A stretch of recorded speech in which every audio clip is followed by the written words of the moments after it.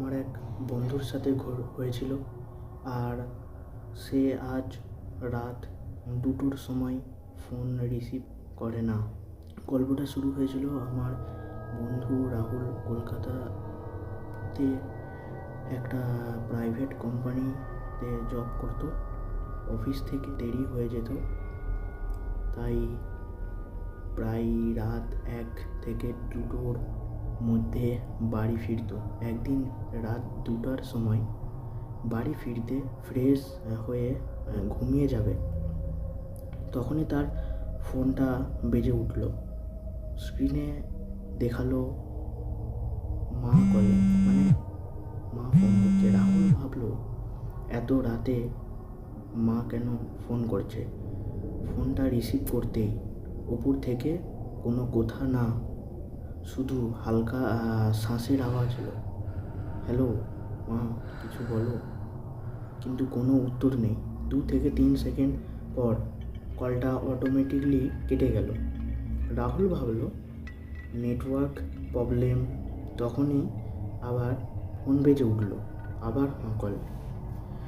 এবার রাহুল একটু ভয়ে ভয়ে রিসিভ করলো। ফোন তুলতেই এবার একটা খুব হালকা আওয়াজ, রাহুল দরজাটা খোলো। লাইনটা কেটে গেল। রাহুল চোখ তুলে দেখে তার রুমের বাইরে থেকে কেউ দরজাটা নক করছে।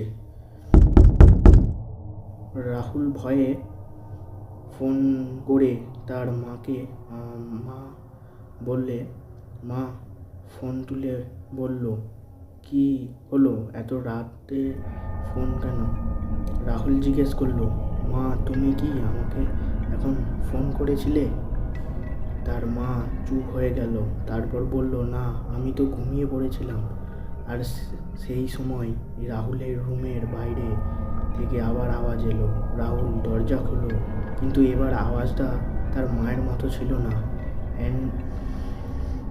সেই রাতে রাহুল দরজা খোলেনি। পরের দিন সকালে তার দরজার বাইরে মাটিতে ছিল নখের চিহ্ন আর কিছু লম্বা চুলের গুছো। আর তারপর থেকে রাত 2টোর পর কোনো ফোন এলে রাহুল আর কখনো রিসিভ করে না। যদি তোমার সাথেও এমন কোনো ঘটনা ঘটে থাকে তাহলে নিশ্চয়ই কমেন্টে বলবেন। তো আজকে এই ভিডিওটা এই পর্যন্তই। তো আমার প্রথম ভিডিও কেমন লাগলো নিশ্চয়ই বলবেন। এই চ্যানেলে জুড়ে থাকতে সাবস্ক্রাইব করুন, লাইক করে কমেন্ট করুন।